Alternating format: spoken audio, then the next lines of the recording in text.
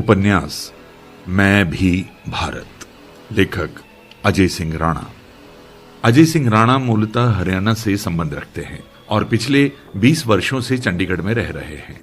उन्होंने अभी तक 3 उपन्यास, 1 कहानी संग्रह और 3 पोइट्री की किताबें लिखी हैं। उनके उपन्यास तेरा नाम इश्क को हरियाणा साहित्य अकादमी में बेस्ट बुक से सम्मानित किया गया और चंडीगढ़ साहित्य अकादमी ने भी उनकी पुस्तक तुम जिंदा हो मां और मक्कड़ जाल के लिए उन्हें best book of the year का अवार्ड दिया। उनकी कहानी, कविताएं आज तक चैनल के साहित्य तक कार्यक्रम में भी कई बार प्रस्तुत की गई हैं। उपन्यास का अध्याय 1, बहती नदी का हिस्सा। कुल्हाड़ी से खून अभी भी रिस रिस कर जमीन पर टपक रहा था। वो थक कर नदी के किनारे बैठ गया। लगातार होती तेज बरसात से नदी में पानी का स्तर बढ़ने लगा था। बहुत वर्षों बाद इस जमीन को बारिश नसीब हुई थी। उसके जख्म से बहता लहू अब उस बहती नदी का हिस्सा बन चुका था। नदी का बहाव तेज था। उसकी धीमी आवाज ने अब जोर पकड़ लिया था। सब कुछ बहा ले जाने की ताकत अब उसमें थी। डर था कि वो किनारे तोड़ सारे इलाके को अपनी पनाह में ना ले ले। लौह अयस्क की खदानों और मीलों से रिश्ता गंदला लाल पानी भी नदी में आ मिला था। धीरे धीरे नदी का जल सुर्ख हो गया। लाल रंग क्रांति का प्रतीक होता है और प्रेम का भी। उसे प्रेम था इन जंगलों से, अपनी मिट्टी से और अपने लोगों से। ये विद्रोह भी इन सब के लिए ही तो था। प्यासी कुल्हाड़ी से खून लगातार रिस रिस कर टपक रहा था, जैसे उसकी प्यास आज भी अधूरी हो। उसके हाथ से कुल्हाड़ी अभी भी छूटी नहीं थी। वो जंगल की पनाह में वापस आ गया। वो जंगल जिसे वो ईश्वर मानता था। बारिश इतनी तेज हो चली थी कि जंगल की खामोशी भी पुकार उठी। ये जंगल उनके घर आदिम समय से है और उनका प्यार इन जंगलों के लिए उससे भी पुराना। मानव सभ्यता का आरंभ इन जंगलों से ही तो है। बेशक आज उन्होंने अपनी जरूरतों के हिसाब से उन्हें साफ कर अपने लिए जमीन तैयार की, गांव बस्तियां बसाई, लेकिन इन जंगलों के प्रति उनका कर्ज कम नहीं हुआ। गांव के एक छोर पर फैले घने जंगल को आज भी दिव्य ऊर्जा हासिल था। वहां फैले सारे पेड़ पौधे, लताएं, सब के सब उनके लिए पूजनीय थे।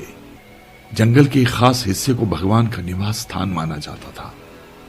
पेड़ों को काटा जाना वे किसी बड़ी आपदा का प्रतीक मानते थे। उस स्थान के प्रति उनकी आस्था असीम थी। उनका मानना था कि उनके वन्य देव आज भी जंगलों में विचरण करते हैं। आज मानवीय हस्तक्षेप ने यहां की वन्य व्यवस्था को बिगाड़ दिया था। धीरे धीरे सरकारी फरमान पर जंगल के वृक्ष लाश बनकर जमीन की आगोश में समाने लगे। विकास के नाम पर आदिवासियों को उनके अपने घर से बाहर निकालकर जंगल के मुहाने पर बसा दिया गया। जंगलों की अंधाधुंध कटाई शुरू हो जाने पर उन वनों की पवित्रता दांव पर लग गई। जमीन में छिपे कीमती खनिज पदार्थों पर कुछ अमीर लोगों का वर्चस्व होने लगा। विकास के उठे बवंडर ने धीरे धीरे वन्य जीवन को बदल दिया।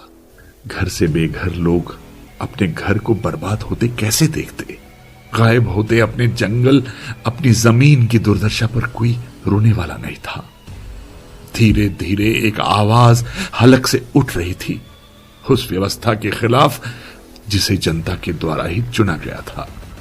क्या वो इस भारत का हिस्सा होकर भी उसका हिस्सा नहीं थे? गांव में हत्याएं हुई थी, लेकिन ना कोई शहरी चैनल और ना कोई अखबार गांव में फैली उन खून से बनी आकृतियों को दिखा रहा था। बेहद दुखद। मृत्यु के प्रति इन अखबारों की उदासीनता शोचनीय थी, जिसके पीछे का सच बहुत काला था। जंगल के मौन को वहां के लोगों की सहमति मान लेना उचित नहीं था। हत्याएं दोनों तरफ हुई थी। जायज और नाजायज का फैसला अब कुदरत को करना था। बारिश अभी भी जोर जोर से हो रही थी। आकाश से धरती का सफर बूंदे कम समय में तय कर रही थी। वे ललायत थी जमीन की प्यास बुझाने को। खून में लथपथ कुल्हाड़ी का लहू भी अब बरसते पानी से पूरी तरह साफ हो चुका था। धीरे धीरे बहती नदी का रंग भी हल्का पड़ने लगा।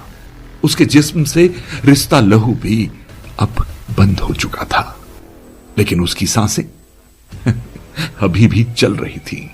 वो अपना लगभग सब कुछ बहुत पीछे छोड़ आया था और अब यहां से उसका वापस जाना नामुमकिन था। आकाश से पानी ऐसे बरस रहा था जैसे बादल फट रहे हों।